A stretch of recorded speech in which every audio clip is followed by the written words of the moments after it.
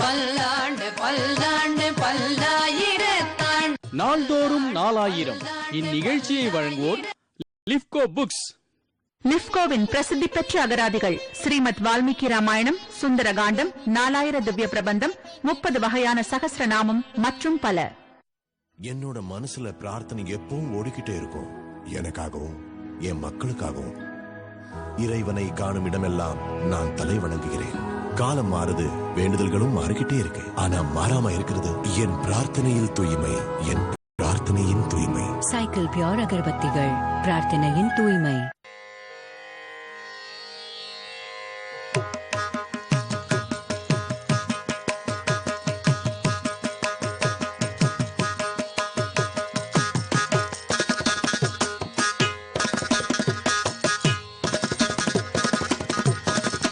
பல்லாண்டு பல்லாண்டு பல்லாயிரத்தாண்டு பல கோடி நூறாயிரம். பல்லாண்டு பல்லாண்டு பல்லாயிரத்தாண்டு பல கோடி நூறாயிரம். மல்லாண்டு திண்போள் மணிவண்ணாவும் செவ்வடி செவ்வி திருக்காப்பு.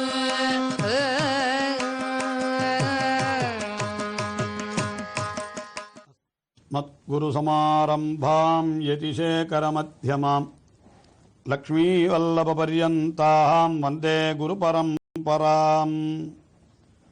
ஆழ்வார்கள் வாழி அருளிச் செயல் வாழி, தாழ்வாதுமில் குறவர்தாம் வாழி. ஏகழ்வாறுமுய்ய அவர்கள் உரைத்தவைகள்தாம் வாழி, செய்யமறை தன்னுடனே சேர்ந்து. முதலாயிரத்திலே 7வது திவ்ய பிரபந்தமாக அமைந்திருக்கின்ற திருமாலை என்கின்ற திவ்ய பிரபந்தம். அதை அருளிச் செய்தவர் தொண்டரடிப்புடி ஆழ்வார். அந்த தொண்டரடிப்புடி ஆழ்வார் திருமாலை என்கிற திவ்ய பிரபந்தத்தினுடைய முதல் பல பாசுரங்களாலே எம்பெருமானுடைய திருநாம வைபவத்தை, அதாவது அவனுடைய நாமத்தை சொல்லுபடியினாலே, அந்த நாமத்தை சொல்லுகிறபடியினாலே நமக்கு என்னென்ன பலன்கள் ஏற்படுகின்றன, உயர்ந்த பேரு என்று அதை தெரிவிப்பது போல அந்த திருநாம வைபவத்தை பல பல பாசுரங்களாலே தெரிவித்துக் கொண்டு வருகிறார். அதிலே முதல் பாசுரத்தாலே அந்த எம்பெருமானுடைய திருநாமங்களை சொன்னபடியினாலே, நின் நாமம் கற்ற ஆவலிப்பு எனக்கு என்ன ஏற்பட்டது என்றால், நான் காவல் புலனை வைத்தேன், கலிகளை கடக்க பாய்ந்தேன், நமன் தமர் தலைகள் மீதே உழிதருகின்றேன் என்று தம்முடைய பெருமையெல்லாம் சொன்னார். உடனே அந்த எம்பெருமான், இப்படி நாமத்தை சொன்னால் உமக்கு உயர்ந்த பலன் ஒன்றோ கொடுக்க வேண்டும், ஆகையினாலே உமக்கு மோட்சத்தையே தருகிறேன் என்று வந்தபொழுது அவர் என்ன சொன்னார் என்னால், உன்னுடைய எண்ணுமிச்சுவை, அதாவது பச்சைமா மலை போல் மேனி என்று தொடங்கி ஆயர்தம் கொழுந்தே என்னும் இச்சுவை என்று இப்படி 6 விஷயங்களை சொல்லி அதற்குரிய திருநாமங்கள் அவற்றையெல்லாம் அனுபவிப்பதற்கிறதே, அதுவே பெருஞ்சுவை. அந்த இச்சுவை தவிர இந்த சுவையை விட்டுவிட்டு யான் போ என்னால் இங்கேயே இருந்து கொண்டு உன்னுடைய திருநாமத்தை அனுபவிப்பது அது இவ்வளவு பாக்கியமாயிருக்கிற பொழுது இதை விட்டு இங்கிருந்து இன்னொரு இடத்திற்கு போவதாம். யான் போய் என்னால் இங்கிருந்து இன்னொரு இடத்திற்கு போய் அச்சுவை என்னால், அச்சுவை என்னால் அதை தம்முடைய வாயாலே சொல்லுவதற்கும் கூசி அந்த பரமபத அனுபவத்தை அச்சுவை என்று எங்கோ இருக்கிற சுவையை அப்படி அலட்சியமாக சுட்டி காட்டினாராம். அப்படிப்பட்ட அச்சுவை அதை நீ கொடுத்தாலும் கூட நான் வேண்டேன், எனக்கு அது வேண்டாம், எனக்கு அது பிடிக்கவில்லை என்று தெரிவித்தார். அந்த சுவை அதுவும் சுவைதான், பரமபத அனுபவமும் உயர்ந்த சுவைதான். அது சுவை அல்ல என்று நான் சொல்லவில்லை, ஆனாலும் அது எனக்கு வேண்டாம் என்று தெரிவித்தாராம். அதைத்தான் வியாக்கியானத்திலே காட்டுகின்ற பொழுது பெரியவாச்சான் பிள்ளை, பால் கசக்கும் என்று ஒருத்தன் சொன்னால் அவனிடத்திலே போய் நாம் வாதம் செய்யலாம், ஆனால் பால் இனிக்கும் என்பது எனக்கு தெரியும், ஆனாலும் எனக்கு அது வேண்டாம் என்று சொன்னால் அவனை என்ன செய்ய முடியும்? அதுபோல இங்கே அந்த பரமபதத்தையும் அவர் சுவையென்றே இருக்கட்டும், அதுவும் ஒரு சுவையாவே இருக்கட்டும், இருந்தாலும் அச்சுவை எனக்கு வேண்டேன் என்று இவர் அப்படி தெரிவித்தாராம். பரமபத அனுபவமும் எனக்கு வேண்டாம் என்றாராம். உடனே பார்த்தான் எம்பெருமான், சரி அப்பொழுது பரமபதம் வேண்டாம் என்றால் நீர் இருக்க வேண்டிய இடம் இது இந்த உலகம்தானே, பூலோகம். ஆகையினாரே இந்த லீலா பூத்தியிலேயே நீர் இரும் என்று நான் சொல்லிவிடட்டுமா என்று எம்பெருமான் கேட்டானாம். உடனே ஆழ்வார் என்ன செய்தார், ஐயோ இந்த பொல்லாத உலகத்திலேயா என்ன நீ இருக்க சொல்லுகிறாய்? இது எவ்வளவு பாழ்படுத்துகிறது, ஒவ்வொருத்தரையும் எவ்வளவு கேடுகளுக்கு உள்ளாக்குகிறது. எனக்கு இந்த உலக வாழ்க்கையும் வேண்டாம் என்று 3வது பாசுரத்திலே அப்படி ஒரு பொருளை தெரிவிக்கின்றார். அதுவும் எப்படி தெரிவிக்கின்றார் என்பதை வியாக்கியானத்திலே காட்டுகின்ற பெரியவாச்சான் பிள்ளை மிக அழகாக ஒரு உதாரணம் சொல்லுகின்றார். ஒரு பெரிய நிலச்சுவார்ந்தாரிடத்திலிருந்து ஒருத்தன் ஒரு நிலத்தை குத்தகை எடுக்கிறானாம். உடனே அவன் அந்த ஜமீன்தார் என்ன செய்வார்? நிலத்திற்கு நிறைய குத்தகை பணம் கொடு என்று கேட்கிற பொழுது உடனே இந்த குத்தகை எடுக்கிறவன் இந்த நிலத்திலே அந்த இடம் மேடு, இந்த இடம் பள்ளம், இந்த இடத்திலே வறட்சி, இது தரிசி, இது ஒன்றுக்கும் உபயோகப்படாது என்று ஏதோ சில குறைகளை எல்லாம் காட்டி அதை மிக மிக குறைந்த விலைக்கு குத்தகைக்கு கேட்பானாம். அதுபோல இந்த உலகத்தினுடைய கொடுமைகளை எல்லாம் ஆழ்வாரும் கூட அந்த எம்பெருமானுக்கே காட்டுகின்றார். எப்படிப்பட்ட இந்த பிறவி என்கிறது எப்படி வீணாய் போகிறது, பகவானுடைய திருநாமத்தையே சொல்ல ஒட்டாமல் நம்மை பாழ்படுத்தி விடுகிறது என்கிறதை 3வது பாசுரத்திலே தொண்டரடிப்புடி ஆழ்வார் தெரிவிக்கிறார். வேதநூல் பிராயன்னூறு மனிதர்தாம் புகுவரேலும் பாதியம் உறங்கிப் போகும் நின்னவிப்பதினையாண்டு வேதபாலகனதாகும் பிணிமதி மோகக்குத் துன்பம் ஆதலால் பிறவி வேண்டேன் அரங்கமான கருளானே. வேதநூல் பிராயன்னூறு, சாஸ்திரங்களிலே ஒரு புருஷனுக்கு ஆயுசு எவ்வளவு என்னால், புருஷன் என்னால் ஒரு மனித பிறவியிலே பிறந்தவர்களுக்கு எத்தனை வயது என்று கேட்டால் முடிவாக 100 வயது, அதாவது மேக்சிமம் என்று சொல்லுகிறார்களே, அதிகப்படியாக ஒருத்தன் 100 வயது இருக்கலாம். ஏதோ எங்கோ ஒருத்தர் 2 பேர் 100க்கும் அதாவது அதிகமாக இருப்பவர்களும் உண்டு. பெரும்பாலும் 100க்கு குறைவானவர்கள் தான் மிக அதிகம் உண்டு. எல்லாருக்குமே ஆயுசு என்பது 100 தானா. ஆனால் அந்த காலக்கணக்கு தான் வித்தியாசப்படுகிறது. பிரம்மா என்பவனுக்கும் கூட 100 ஆண்டுகள் தான் அவனுக்கு ஆயுசு. ஆனால் நம்முடைய கணக்கிலே பார்க்கிற பொழுது அது பல லட்சம் கோடி வருஷங்களாக மாறிவிடுகிறது என்று அதெல்லாம் புராணங்களிலே காட்டப்பட்டிருக்கிறது. ஆக வேதங்களிலே அதிகப்படியாக சொன்ன ஆயுள் என்பது 100 என்ன, 100 தான். அந்த 100ஐயும் மனிதர்தாம் புகுவரேலும், ஒரு மனிதன் 100 வயதை அடைந்தாலும் கூட என்னால் அடைவது மிகவும் கடினம் என்பது தெரிவிக்கப்படுகிறது. அது அடைவது என்பது அவ்வளவு எளிதல்ல. பிறக்கிற காலத்திலேயே மாண்டு போவார், சில மாதங்கள் இருந்து மாண்டு போவார், சில வருடங்கள் இருந்து மாண்டு போவார், பால்யத்திலே யௌவனத்திலே என்று இப்படியெல்லாம் மாண்டு போகிறவர்கள். அதாவது நமக்கு மரணம் என்பது எப்பொழுது ஏற்படும் என்றே சொல்ல முடியாது. எந்த நிமிடத்திலே வேணுமானாலும் மரணம் ஏற்படலாம்.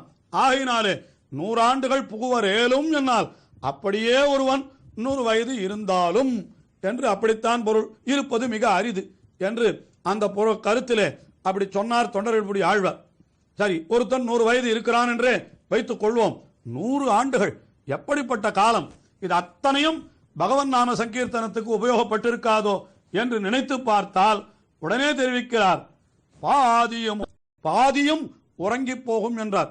ஆக 100 ஆண்டுகள் ஒருத்தன் இருந்தால் அதில் 50 ஆண்டுகள் உறக்கத்திலே போய்விட்டது என்றார். அது இரவிலே உறங்குபவர்களுக்கு மட்டும் என்றுதான் கொள்ள வேண்டும். இன்னும் பகலிலே உறங்குவதையும் சேர்த்தால் இன்னும் எத்தனை ஆண்டுகள் என்று நாமே கணக்கிட்டுக் கொள்ள வேண்டியதுதான்.